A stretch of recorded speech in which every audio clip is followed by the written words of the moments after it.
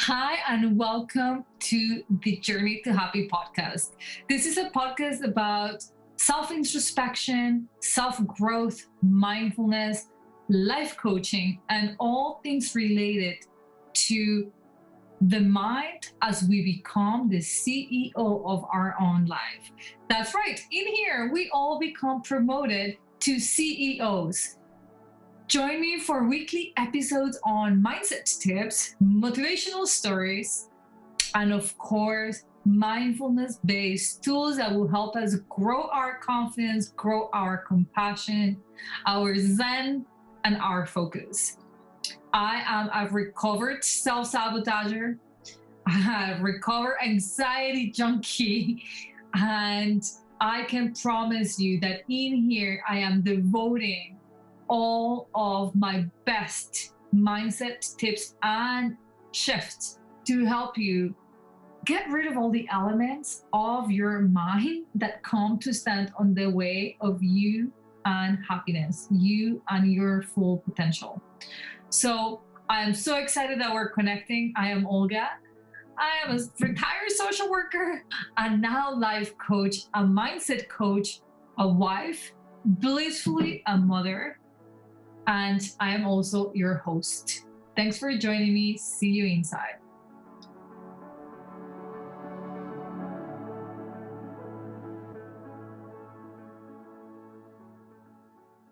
Hey guys, welcome to another episode of the Journey to Happy podcast. I am Olga, your host, and today I want to talk all things related to the heart because Valentine's is just around the corner. And let's face it, this seems to be usually a theme that comes to get us and makes us feel happy and in love when we're with somebody and things are going well.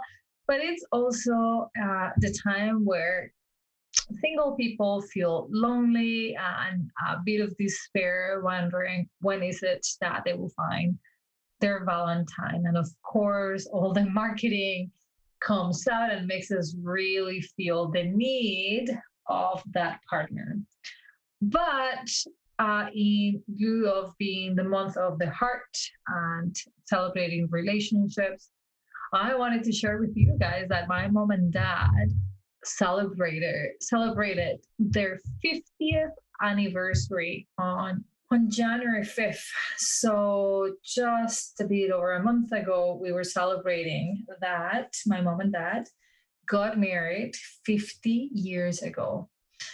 And that got me, as you may imagine, reflecting because I do think that it is amazing. It is amazing that I can say my mom and dad have been married for 50 years. That on its own seems incredible. But here's what's even more incredible. I can actually add to 50 years of marriage happily. Happily. They have been married for 50 years and they are happily married. And that's what got me reflecting that I didn't think, oh, yeah, they made it to 50 years, but really, why? The opposite. It just made me think how lucky I am to be able to witness such a strong relationship. And to my knowledge, has never been anything other than strong. And so, I mean, as an adult and as somebody myself who has gone through a divorce and gotten married again, I've had some very cool conversations with my parents along the years, and I pay a lot of attention, and I did some reflecting on their 50th anniversary because I really wanted to get to the secret. What is it? And reflect upon myself as well as I no longer do couples counseling or coaching, but I definitely do support a lot of my clients to improve their relationships. So, in the interest of being the month of the heart and celebrating my parents' 50th anniversary, I wanted to offer an entire episode to talk about something really important to all of us, which is the secret of a healthy relationship. I will share with you things I've learned along the way from either my personal experience or from working with my clients or from witnessing my parents. And I have to say, once a long time ago, I read somewhere that the best gift we can give to our children is a happy marriage. Oh, when I first read it, I kind of thought, like, whatever. Is that really the best gift we can give to our children? And I wasn't so much thinking about my son. I thought suddenly about myself. And looking back, the thing that has always made me feel safe in life from an early age is, yeah, my immediate family, my home. And I can definitely see how I could point at my parents' marriage as being one of the greatest gifts that they have given my siblings and I. We are 5 kids, and I think that we would all agree that we aspire to have a relationship like the one they've shown us to be possible. So here it is to all of us, being in a partnership that can last through all the ups and downs of life, and that can teach us to show up as the best version of ourselves. And when we show up as not the best version of ourselves, that we're still able to be loved and respected the way we are.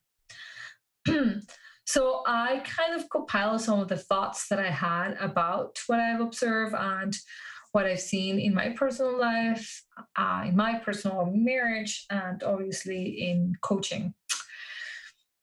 One of the things that I feel really come handy in saving you so much trouble long term and short term is the ability to say no. If you are not new to my podcast, you have definitely heard me talk about these in other episodes about a million other things. But I believe this is so important when it comes to a happy relationship. Think about the moments where you've had regret or you get into arguments that come from maybe disappointment or frustrations you've had.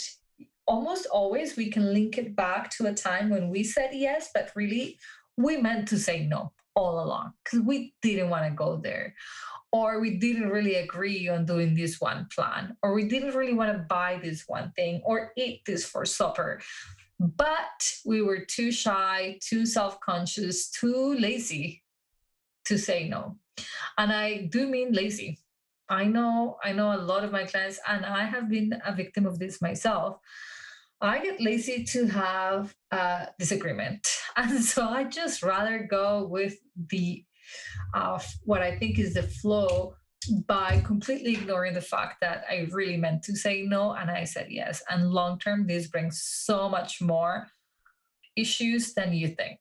It might seem like a very simple thing to do and not a big deal to say no when you mean to say yes, but in the end, saying no when you mean to saves you so much. Even if it is awkward at first, it saves you. Imagine if you had said no to attending that one event in which you did go despite not wanting to, not having been honest with yourself.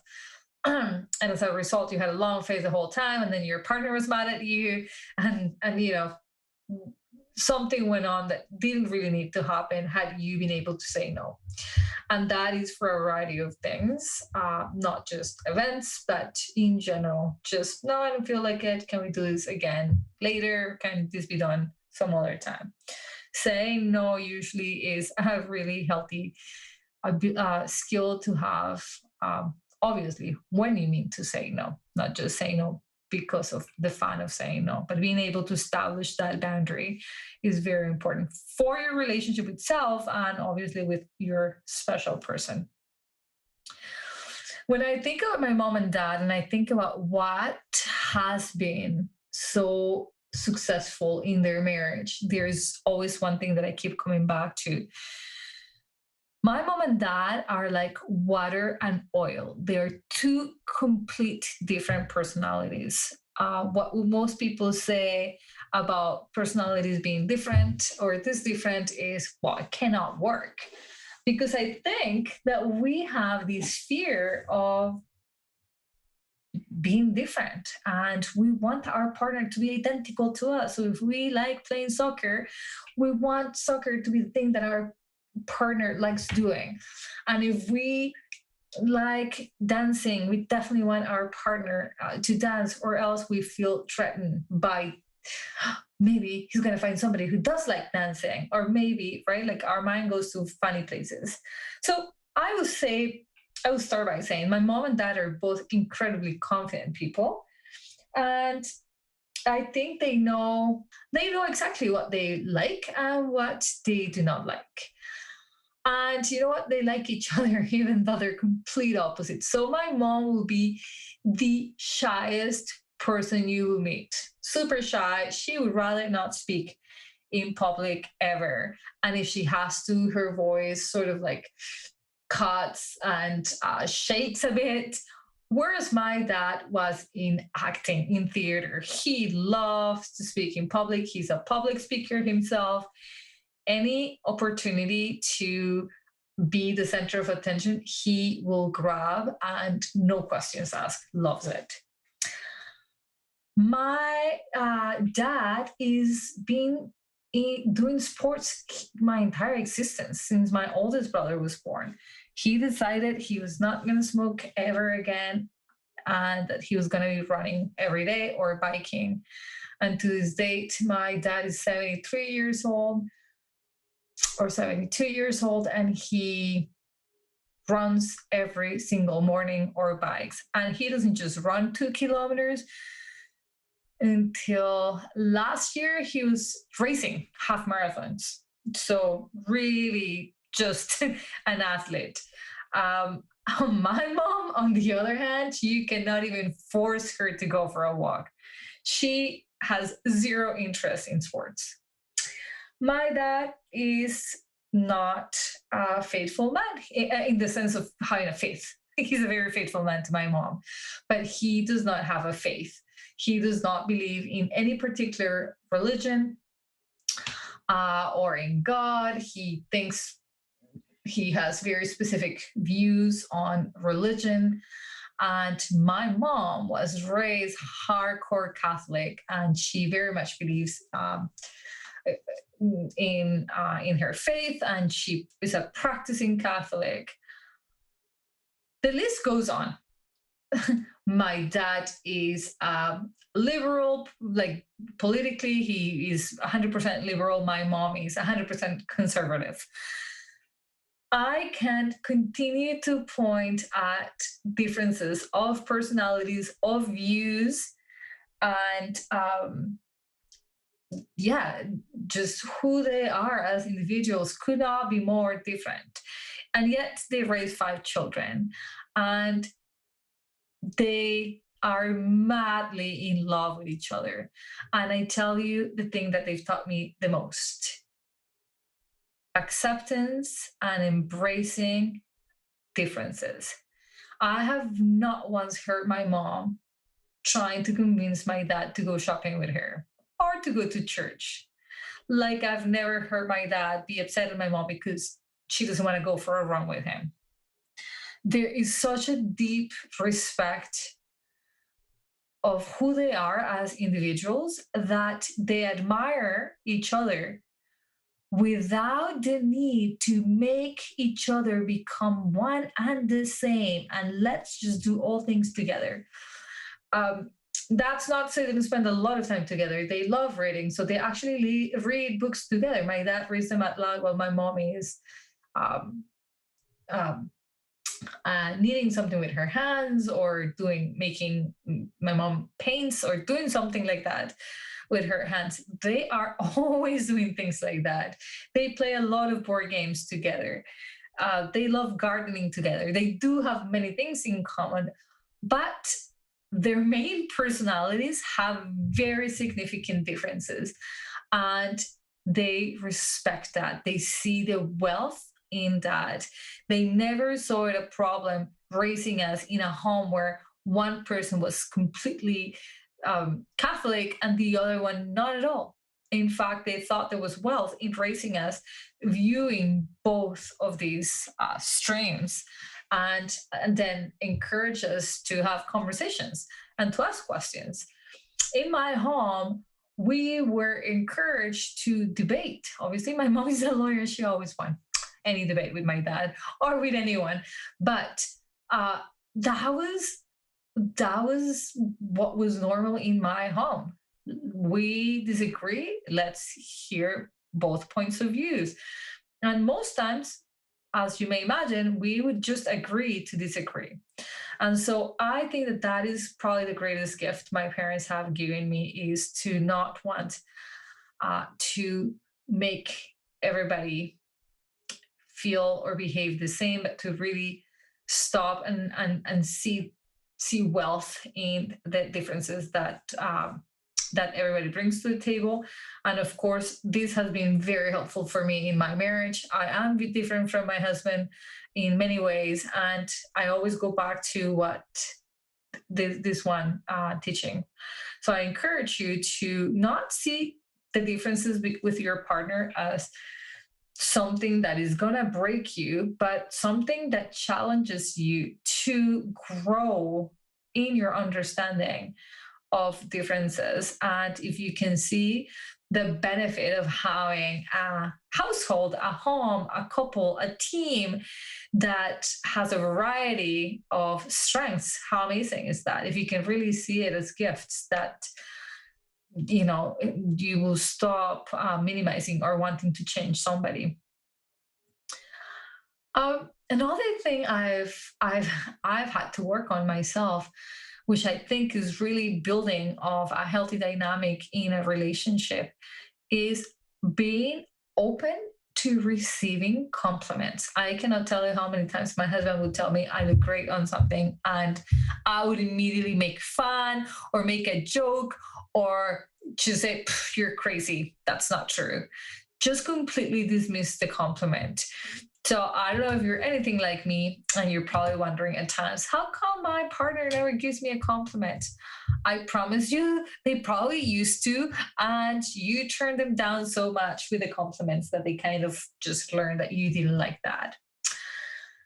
And the other thing I'll say about compliments is that if you offer a compliment to your partner, make it be as honest as you feel it, versus a fishing mechanism for you to get that compliment back. Like, everybody can smell BS a mile away. So when I go on and I tell my husband, "Wow, you did a great job making lunch, amazing," when I made dessert, for example. And really all I want him is to tell me how did he like the dessert. That has never worked in my advantage, to go and give a compliment only so that I can get one back. And I wouldn't suggest you do, but pay attention to see if you do it. Only really offer a compliment when you mean it, not because you're going to get something back. And that also brings me to uh, doing another point, which is very important, which is the giving in a relationship. I cannot tell you how many times my clients tell me, "I can't believe he's not doing this for me or giving this to me when I give all of this to him," and they list all the things that they give to him. Listen, either do it with love or don't do it at all. If you're going to give something into your relationship, whether it's an act of service, an actual gift, offer a compliment, whatever it is that you're going to give it because it was born in your heart and it makes you happy, and it ends there. Don't give it as a manipulation technique to get something back, because you're always going to be disappointed. You're always going to be disappointed that you've done all these things in the hopes to get something else and you didn't. Instead, obviously give what you want to give.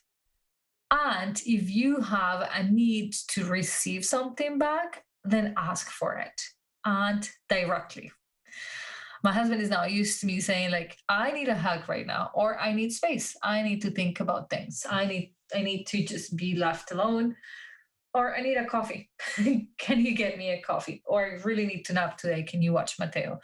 I have become really good at saying what I need, and I highly encourage you to do the same and not just have this whole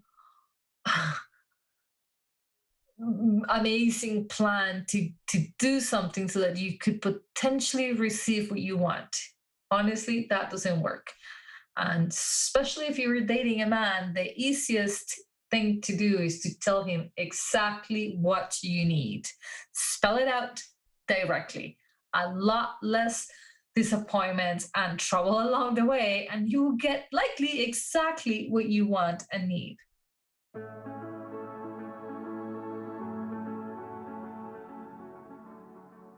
Hi, friends. I'm interrupting you here briefly to invite you to join my Detox the Mind online course. This is a do it yourself course. It is the step by step of how to change your mind from habits that are super unhelpful, like self sabotaging, like anxiety, like overthinking, and just about any element inside your mind that you currently do by repetition. But there's a better way. You know, there is a better way. You might not be interested in joining me yet in private coaching or joining a group coaching method. I get it. Maybe you just want to do this by yourself. This is your opportunity. Detox the Mind offers more than 12 weeks of content step by step. It's me breaking down all of the steps that a person needs to take in order to really truly detoxify the mind from all those elements that end up feeling pretty heavy and discouraging without having to talk to somebody or having to share in a group. It will give you access, though, to a private Facebook group where from time to time I show up and do lives and answer questions that you can directly ask me from the course itself. What's in the course? A multitude of videos, more than 36 mini videos, as well as workbooks and checklists that help you stay on top of your progress. This course is currently for sale for $299, and it will be yours for life. So if this is something that speaks to you, if you're interested in creating new mental habits, in understanding the functioning of the mind so that you can play along the mind rules and actually get the results that you want, this course is for you. I really hope to see you in there. All the information is in the show notes.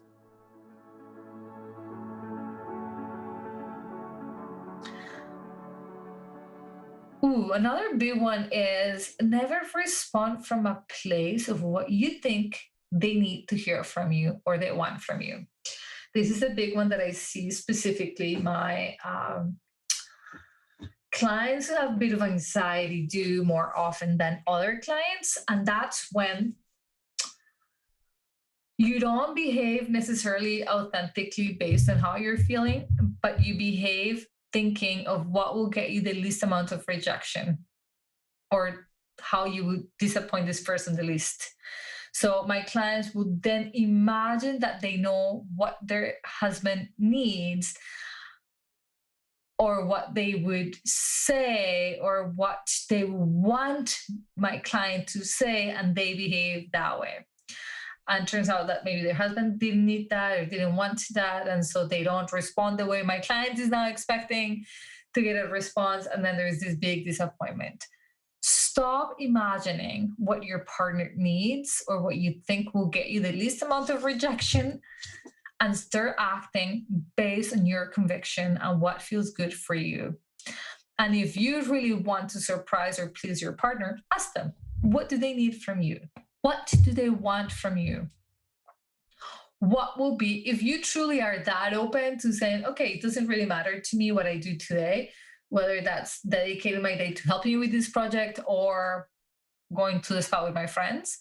If it truly is that way, when they ask you a question, answer then honestly. It makes no difference to me what to do today. How could I be more helpful to you today, if that is what you were open to? But please stop responding from a place where you think you know what they're thinking, or you think you know what they need, or you think you know what they want, because that always gets you to assume. And when you assume, you really truly make a fool out of yourself because you will be disappointed. Assumptions never get us anywhere concrete.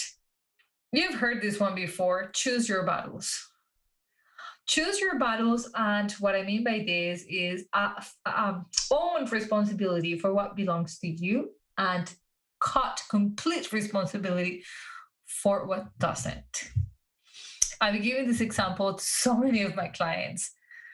My first 6 months of marriage, I was tired of telling my husband to drop dirty clothes inside the laundry basket. It's like I was talking to a wall. He would bring the clothing all the way right next to the basket, but drop it on the floor. And his reasoning would be, I might want to wear this tomorrow. To which I would say, well, then it goes into the closet, not the floor. The first 6 months, all I wanted to do was control that behavior. So it started by me telling him, it doesn't go here, it goes there. Do something about this clothing. Can you please pick it up? I became the nagging wife, which honestly, I hate being. That's not what I go for. I don't like being a nagging human, period. But I became that. So what would end up happening is Chris wouldn't like me to be nagging, and he would pick it up some days. But eventually you go back to him putting it where he puts it. Out of my frustration and lack of ability to control his behavior, hello, it never occurred to me that I don't control this guy's behavior. I asked myself, okay, so what can I do? What's in my control to not get upset, to let this clothing on the floor not bother me? I just couldn't even imagine that. It would always bother me. There is no way tripping over clothing won't bother me.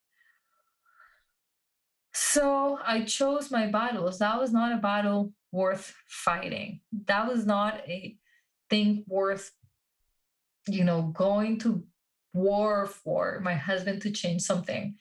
The problem here is that he didn't see a problem with the clothing being on the floor. I did. I had a problem. I had a strong emotional reaction to this, not him. I did. And so what I decided to do was take control over what was in my hands to do. If it had been something else in my house that bothers me, I would have fixed that problem. I wouldn't necessarily ask my husband to fix it for me. So that was it. You guys, I started picking up the clothes from where it was bothering me and throwing it in the basket. Problem resolved. I didn't see it anymore in the sense of like, he's done something that is bothering me. Done. The moment I chose my battle and I decided that this was not a battle worth fighting for the rest of my life, and that instead I would curve my strong emotion by solving my own problem, which is picking up the clothes, putting it where it belongs, out of my sight, I feel good. In fact, I feel good about picking it up and putting it away because I'm doing something for me. And I know this may sound crazy to some of you, thinking like, what? It should be his responsibility the moment he knows you're bothered by it. He would do it. He would do it once or twice and forget about it. He never saw a problem with it. You see, so this was going to be a battle for a very long time for me if I chose it to be that way. We're not talking about values that we're teaching to our son. Those I will fight for till, I felt that justice was done. But the clothing on the floor, really? Is this what I want to spend my days spending all of my vital energy on?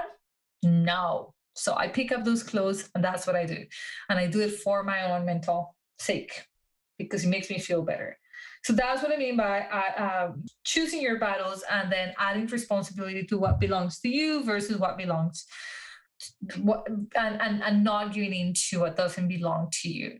Other times when my husband would say, for example, me spending time with my friends, which is not the case, but me spending time with my friends makes him feel unimportant, for example, if that was a thing in my marriage, I would tell my husband he's got a problem with his thinking and he's got to resolve it versus shaping when I see my friends or not seeing my friends so that my husband feels important. Does that make sense? So there is a difference. Choosing between your battles, assuming responsibility of what belongs to you, but not assuming responsibility for what you cannot go in and change. I literally cannot change my husband's feelings. I cannot change his perception. Being with friends or seeing my friends does not equal he's not important. But if you want to see it that way, that's 100% his problem, and one that he has to solve, and he has to solve it without shaping my behavior. So it kind of goes back to that acceptance and embracing of differences. Because that's the other thing. We sometimes judge people by how we would behave. But unless you're dating you, you're going to have to understand that not everybody thinks the way you think and behaves or responds the way you would. And that doesn't make it bad.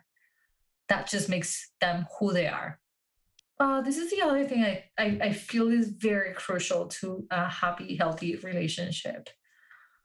Rather than controlling and becoming a control freak, liberate your partner, free your partner. Love is freedom.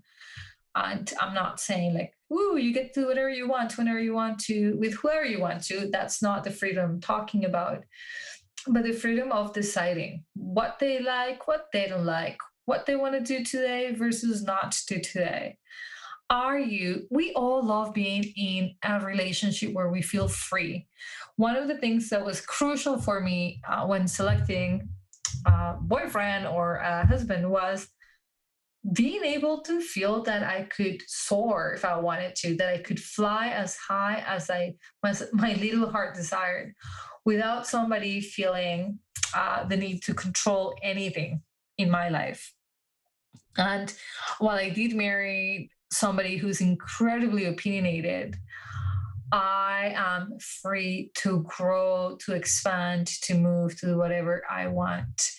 And I appreciate this so much. And equally, I will never, ever cut my husband's wings. If he wants to fly high, incredibly high, I am the first person to push him off the cliff to fly. So we all want to be or to feel supported and to feel free in a relationship, but not always are we also behaving as the person who gives freedom.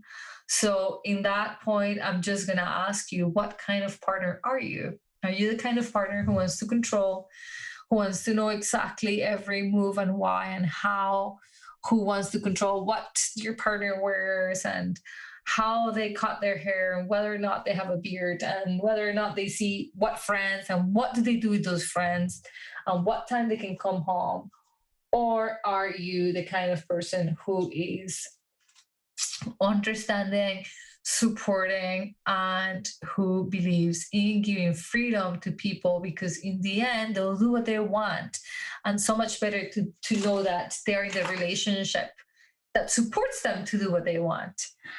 I always think if my husband makes a mistake, if my husband screws up, if my husband abuses the freedom I give him, that's on him, and he always has that um, permission to do whatever he wants with his time, with his body, with his money, with his everything that belongs to him. Like I have the same.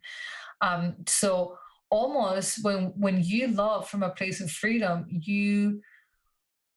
I think that you make the person more responsible to think about their actions because they know they have full freedom. So they tend to think better and more. When you have been controlling for a long period of time, or when you have been in control for a long period of time, you almost feel that lazy in your decision making. Like you don't have to make decisions anymore because somebody else is making them for you. And when you're presented with the opportunity to make decisions, you often choose freedom to do whatever you want because you've been deprived of that. So I do encourage you 100% to do some self-examination of how do you love? Do you love from a place of freedom, or do you love from a place of fear, which in turn turns into control? And if you find yourself in that category, don't fear anymore. Fear is what got you into trouble, but really ask yourself, what will loving from a place of freedom look like for me? And what will it take for me to start loving that way? Most times that comes back to self confidence. So if your self confidence is low, my friends, that's definitely the best thing that you can do for your marriage or your relationship is to build up your confidence. That will help you show up as the best version of you. Okay, I think I've taken too much of your time. I am simply going to end this episode on healthy relationships with one of my favorite things to practice, and that is forgiveness. I cannot imagine a relationship that's healthy where the partners in it are not ready to forgive. And I'm not religious myself, so this is not like a preaching moment, not at all. And I really hope it doesn't come that way. But you cannot say you're open to loving and to being loved if your heart is closed off for forgiveness. That wouldn't be complete love. That would be a very conditional love, which there's nothing wrong with that. Don't fool yourself or somebody else saying that you love them fully and unconditionally if you know in your heart of hearts that forgiveness is not an option. So, how you open up to forgiveness is through compassion, through understanding, and to looking at your partner from a human perspective, understanding they are human like you, and they make mistakes like you, and their intention while making mistakes are not always malicious. They didn't purposely try to make a mistake or hurt you or say the wrong thing. They're human, and they're in this human experience with you, learning alongside you. And forgiving someone in general is not about doing them a favor, it's about you liberating yourself from the hurt that is being brought to you. So I'm a big fan of forgiveness, particularly because it allows me to breathe fully, to not have like this anger or resentment in my heart for too long.